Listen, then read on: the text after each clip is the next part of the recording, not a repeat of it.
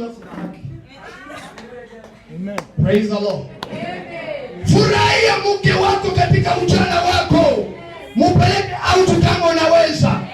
Mvalishe vizuri kama unaweza. Mnunulie kitu mzuri kama unaweza. Furahia. Bwana amesema furahia. Watakununulia.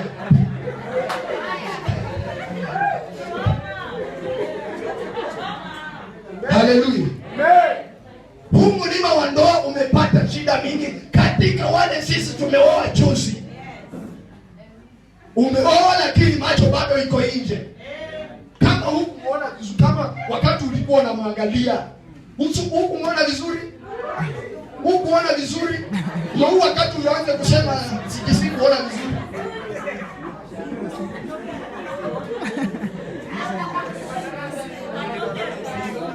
Haleluya.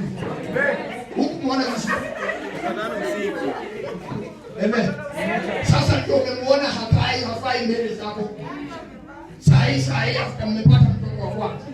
By the way, my wife wakati hata alijifungua, she is still beautiful. Juzi tulikuwa huku Sunday and reach in the house. I told her, really you are outstanding. Hey. Hallelujah. She was looking so amazing.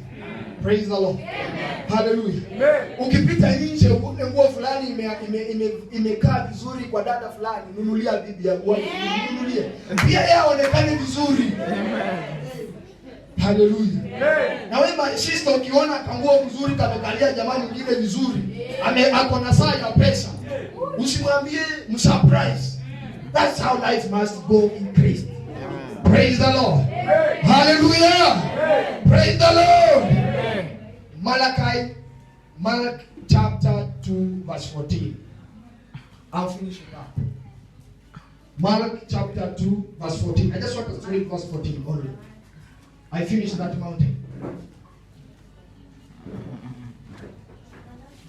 Malachi chapter 2 verse 14 only.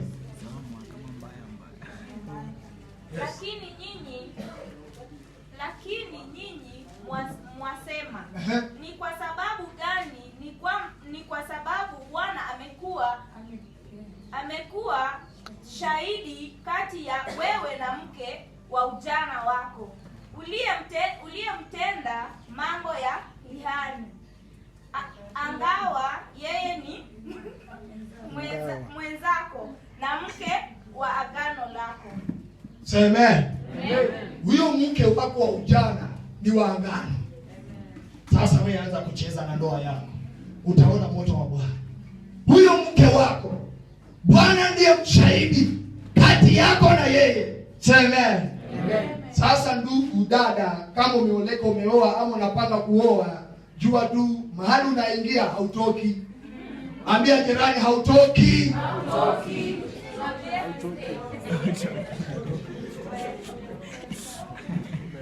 Hallelujah. Praise the Lord. Hautoki.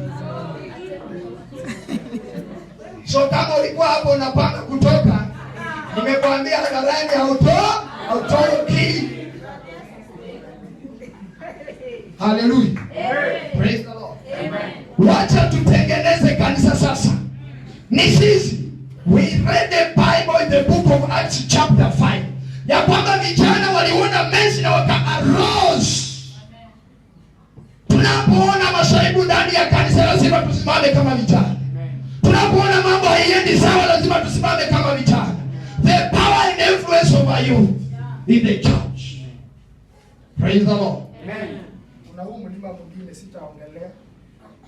Nimeongelea wa ndoa, unajua hapo ndipo shida iko kubwa sana. Hallelujah. Amen. Kuna huu mlima mwingine unaitwa religion, the mountain of religion.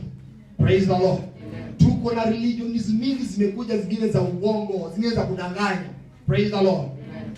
So kama vijana lazima tusimame. Praise the Lord. Amen. Lazima tusimame. Martin Luther King Jr. alisimama in